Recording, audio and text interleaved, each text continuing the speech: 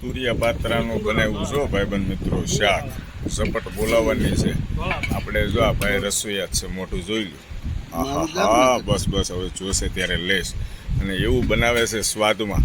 તમે ખાતા જ રહ્યો એવું કહે છે નીલાભાઈ અરે એમાં કઈ ઘટે નહીં એમ મને ખાઈ હાલો આ મેં ભાઈના હાથનું ઊંધિયું તો ખાધેલું છો અરે એનું કોઈ બી શાક ખાવ હા હા હા ખાઈ જાવ વાહ ભાઈ વાહ સારું ચાલો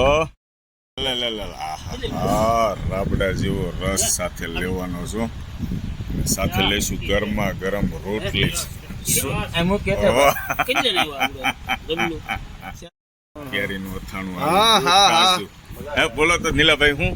બોલો તો આ હા હા થોડુંક લઈએ અથાણું આપણે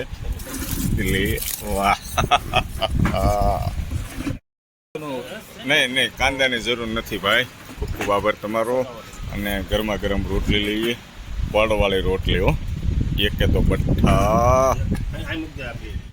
શું કહો છો ભાઈ તમે શાકનું શું કહો છો આમાં શાકમાં આપણે કોઈ જાતનો ગરમ મસાલો નહીં કોઈ બીજું કાંઈ નહીં હાવ દેશી સ્ટાઇલમાં શાક બનાવ્યું છે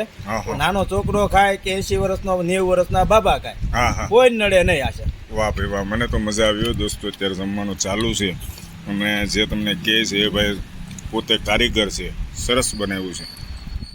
એટલે જીરા રાઈસ ને દાલ ફ્રાય ખાવાની છે હજી ભાઈ ભૂકા નીકળી જાય આજ તો